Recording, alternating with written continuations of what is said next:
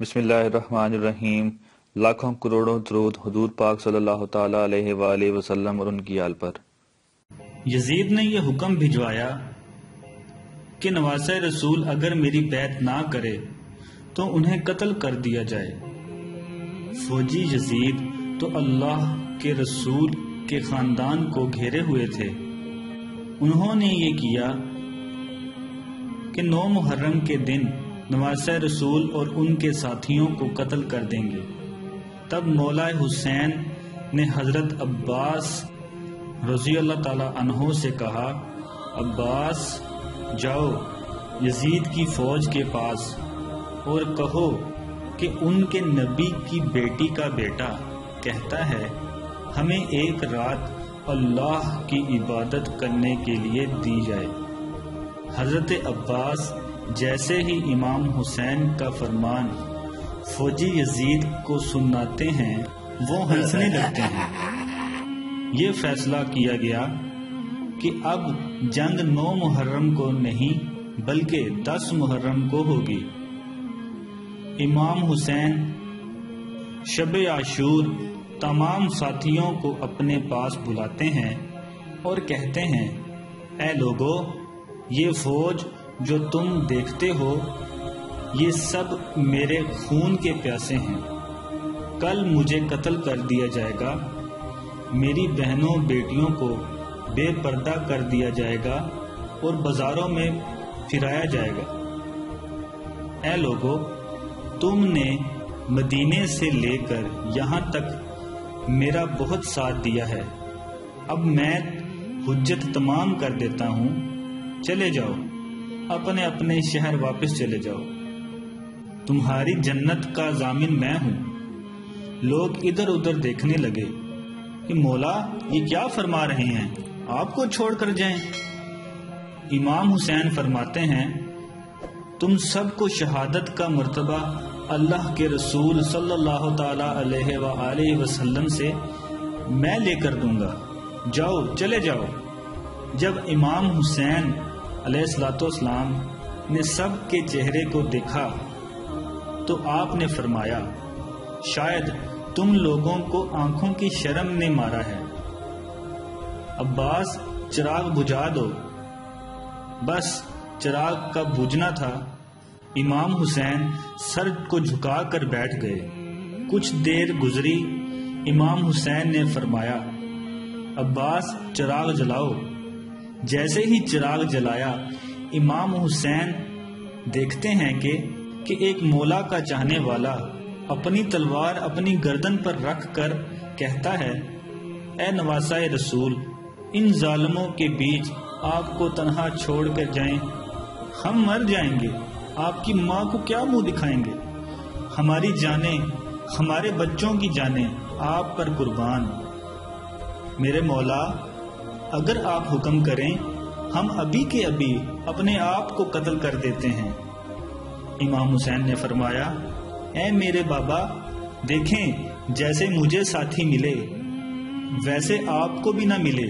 اے میرے بھائی حسن، دیکھ جیسے مجھے ساتھی ملے ویسے آپ کو بھی نہ ملے۔ پھر آپ فرماتے ہیں، جاؤ اللہ کی عبادت میں مشغول ہو جاؤ، کل ہمیں اللہ کے دین پر قربان ہونا ہے۔ بس رات بڑھنے لگی، 10 محرم کا سورج طلوع ہوا، اذان علی اکبر آئی، نماز میں حملہ ہوا۔ ایک ایک مولا کا چاہنے والا امام کے قدموں پر قربان ہوتا رہا، کبھی حر، کبھی جون، کبھی حبیب، کبھی جناب عباس، کبھی شہزادہ قاسم تو کبھی شہزادہ علی اکبر، کہیں معصوم علی اصغر۔ بس جب کوئی بھی نہ رہا، امام حسین خیمے میں آتے ہیں اور کہتے ہیں، اے میری بہنوں، اے میری بیٹیوں، اپنے غریب امام کا آخری سلام قبول کرو۔ وبیلہ کی صدائیں عام ہو گئیں۔ امام حسین نے فرمایا، زینب، میرے بعد تم کو قید کر دیا جائے گا۔ پھر آپ ایک خیمے میں آتے ہیں جہاں ایک بیمار سویا ہوا ہوتا ہے۔ امام حسین فرماتے ہیں، علی اٹھو، اپنے بابا کا آخری اسلام قبول کرو۔ جناب سجاد بستر بیماری سے اٹھتے ہیں اور دیکھتے ہیں ان کا بابا خون سے لت پت اور ان کا لباس اتنا سادہ اور پھٹا ہوا۔ امام سجاد کہتے ہیں بابا عباس۔ امام حسین فرماتے ہیں نہر کنارے سو رہے ہیں۔ علی اکبر ان کو برچھی لگی، ان کی لاش وہاں رکھی ہوئی ہے، ایک ایک اللہ کی راہ میں قربان ہو گیا۔ بس اتنے میں زین العابدین سہارے سے اٹھتے ہیں اور کہتے ہیں اے میرے مولا مجھے اجازت دیں میں میدان میں جاؤں۔ امام حسین فرماتے ہیں سجاد تمہارا امتحان اتنا آسان نہیں بیٹا، ہمیں شہید ہونے دو، ہمارا امتحان یہاں ختم ہونے دو، پھر تمہارا امتحان شروع ہوگا۔ تمہیں اپنی بہن بیٹیوں اور ماؤں کے ساتھ بازاروں میں قیدی بن کے جانا ہے سجاد، یزید کے دربار میں خطبہ سنانا ہے۔ امام سجاد زار قطار رونے لگے اور نظریں اٹھا کر پوچھنے لگے اے میرے بابا اپنے اتنا پرانا لباس زیب تن کیا ہوا ہے۔ امام حسین نے فرمایا مجھے پتا ہے یہ لوگ اتنے کم ظرف ہیں کہ میری شہادت کے بعد میرے جسم سے لباس اتار دیں گے، میری لاش کو لوٹیں گے، خیام کو لوٹیں گے۔ شاید اس غریب کا پرانا لباس دیکھ کر ان کی غیرت جاگ جائے۔ بس الوداع کہتے ہیں اور میدان میں جاتے ہیں۔ امام حسین جیسے ہی میدان میں تشریف لائے سب سے پہلے کہا اے لوگو پہچانو میں تمہارے رسول کا بیٹا ہوں، میں وہ ہوں جس کو تمہارا رسول اپنے کندھوں پر سوار کرتا تھا، میں وہ ہوں جس کو تمہارا رسول اپنے سینے پر سلاتا تھا، میں وہ ہوں جس کے لیے تمہارا رسول کہتا تھا منی وانا ملن حسین، حسین مجھ سے ہے اور میں حسین سے، میں وہ ہوں جب نماز کے دوران میں رسول اللہ صلی اللہ تعالی علیہ وآلہ وسلم کی پشت پر آتا تھا تو تمہارا رسول میرے احترام کے لیے اپنے سجدے کو طول کر دیتے تھے۔ ایسا نہ ہو کہ رسول اللہ صلی اللہ تعالی علیہ وآلہ وسلم سجدے سے اٹھیں اور مجھے تکلیف آ جائے۔ اے لوگو تم نے آج اس حسین کو رلایا ہے، اپنے ہاتھوں سے دنیا کے بدلے دوزخ کو لکھا ہے۔ بتاؤ میرا کیا گناہ ہے، بتاؤ کیا میں نے کسی انسان کا حق حاصل کیا ہے، بتاؤ کیا میں نے کوئی نماز قضا کی ہے، بتاؤ میں نے کیا جرم کیا ہے۔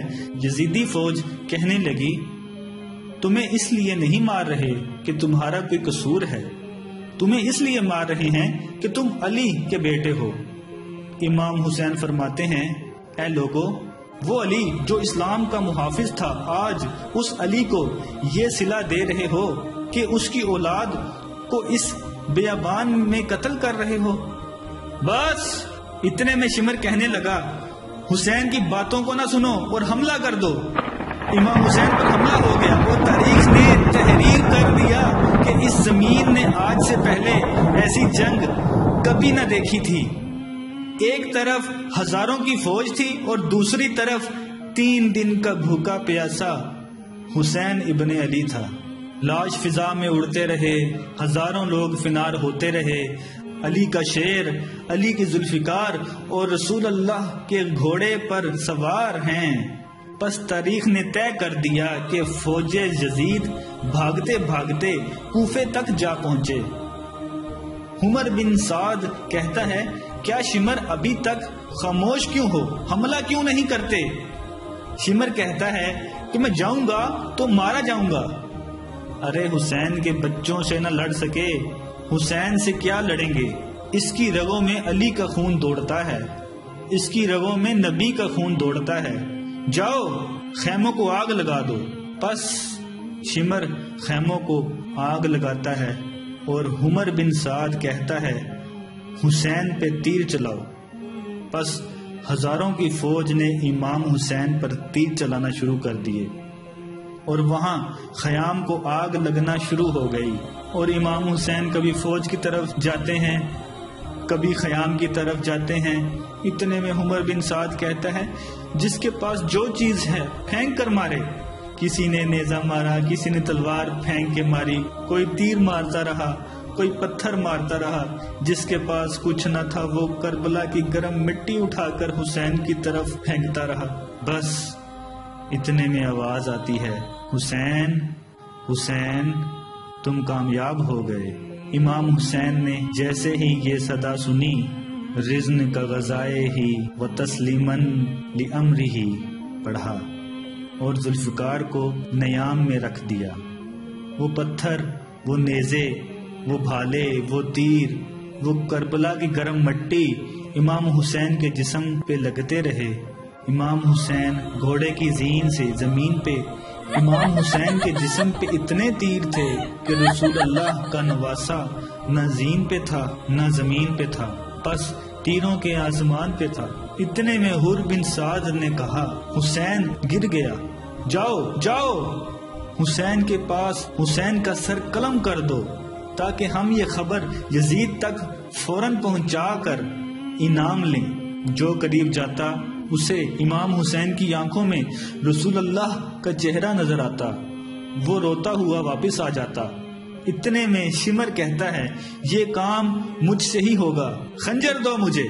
خنجر لے کر وہ امام حسین کے قریب جاتا ہے، امام حسین کا سر سجدے میں، شمر خنجر امام حسین کی گردن پر رکھتا ہے اور چلانے لگتا ہے کہ شمر دیکھتا ہے کہ امام حسین کچھ پڑھ رہے ہیں۔ وہ ہنس ہنس کے سوچنے لگتا ہے، شاید امام حسین پچھتا رہے ہیں، قریب آ کے سنتا ہوں کیا پڑھ رہے ہیں، پھر جا کر یزید کو بتاؤں گا۔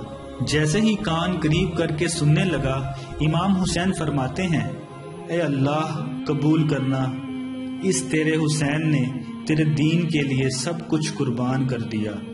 اے اللہ گواہ رہنا، اس تیرے نبی کے نواسے نے تیرے دین کے لیے سب کچھ فدا کر دیا۔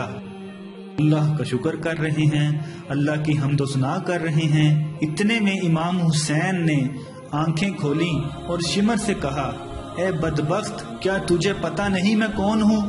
شمر نے کہا، مجھے پتا ہے تو رسول اللہ کا نواسہ ہے، علی کا بیٹا ہے، فاطمہ کا بیٹا ہے۔ امام حسین نے کہا، تم پھر بھی مجھے قتل کر رہے ہو؟ شمر نے کہا، تمہیں قتل کرنے سے مجھے سونا ملے گا، حکومت ملے گی۔ امام حسین نے فرمایا، میں جنت کا سردار ہوں، کیا تمہیں اپنی جنت کی فکر نہیں؟ شمر ہنستا رہا اور امام حسین کے گلے پر خنجر چلانے لگا۔ امام حسین اللہ کا ذکر کرتے رہے اور یوں نواسہ رسول کا سر تن سے جدا ہو گیا۔ بس امام حسین کا سر کٹنا تھا۔ فوج یزید میں خوشی کا ماحول برپا ہو گیا، سب جھومنے لگے، ناچنے لگے۔ عمر بن سعد نے کہا کہ لوٹو، اہل بیت کو لوٹو، اہل بیت کے خیموں کو لوٹو۔ بس فوج خیموں کی طرف بڑھتی ہے، بیویوں نے ماتم کرنا شروع کر دیا۔ فوج یزید ایک ایک چیز کو لوٹنا شروع کرتے ہیں۔ اتنے میں شمر دیکھتا ہے کہ ایک 4 سال کی بچی میدان میں بابا کہہ رہی ہے۔ شمر اس بچی کے قریب گیا۔ اس بچی نے سوچا شاید میں یتیم ہو گئی ہوں، میرے سر پر ہاتھ رکھے گا۔ شمر نے دیکھا اس بچی کے کانوں میں بالیاں ہیں۔ اس نے بالیوں کو پکڑا اور زور سے کھینچ کر نکال دیا۔ وہ بچی کربلا کی زمین پر بیٹھ گئی اور کہنے لگی، دادا علی کہاں ہیں آپ؟ بس بیبیاں بے پردہ ہو کر بے وارث کربلا کی زمین پر بیٹھ گئیں۔ خیام جل گئے۔ اتنے میں عمر بن سعد کہتا ہے کہ یزید کا حکم ہے کہ سب کے جسم سے سر کاٹ کر میرے پاس لے کر آؤ اور لاشوں پر گھوڑے دوڑاؤ، تاکہ دنیا کو معلوم ہو کہ جو اس یزید کے سامنے آئے گا، یزید اس کی بیٹیوں اور بہنوں کو بے پردہ کر دے گا اور اس کی لاش کو ایسے کر دے گا جیسے کوئی پہچان ہی نہ پائے گا۔ شمر نے کہا، ہاں لاشوں کو لگاؤ اور گھوڑوں کو تیار کرو۔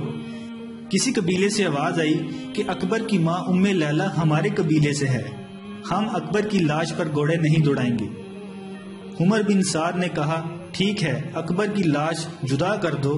کسی نے کہا، جون ہمارے قبیلے سے ہیں، لاش جدا کر دی گئی۔ کسی نے کہا، اون محمد ہمارے قبیلے سے ہیں، لاش جدا ہو گئی۔ کسی نے کہا، ہر ہمارے قبیلے سے ہیں، جدا ہو گئی۔ کسی نے کہا، جناب عباس پہ ہم گھوڑے نہیں دوڑائیں گے۔ کسی نے کہا قاسم یمن کی شہزادی کا بیٹا ہے، ہم اس پر گھوڑے نہیں دوڑائیں گے۔ کربلا کی تاریخ نے تحریر کر دیا کہ جتنے بھی کربلا میں شہید تھے ان کے بارے میں کوئی نہ کوئی یہ کہنے لگا کہ اس کا تعلق ہمارے قبیلے سے ہے۔ ان تمام شہیدوں کی لاش جدا ہو گئی، بس ایک غریب ماں اور ایک غریب باپ کا بیٹا حسین زمین کربلا پر پڑے رہے۔ کسی نے یہ نہ کہا کہ یہ ہمارے رسول کا نواسا ہے، یہ ہمارے رسول کی بیٹی کا بیٹا ہے، یہ علی المرتضیٰ کا بیٹا ہے۔ پس شمر نے کہا کہ لاوارثوں کی طرح حسین کی لاش پڑی ہوئی ہے، جو پامال کے لیے گھوڑے تیار کیے گئے ہیں۔ بلاؤ سب کو۔ گھوڑے آتے ہیں، گھوڑے دوڑتے ہیں، گھوڑے مشرق سے مغرب جاتے ہیں تو کبھی مغرب سے مشرق کی طرف۔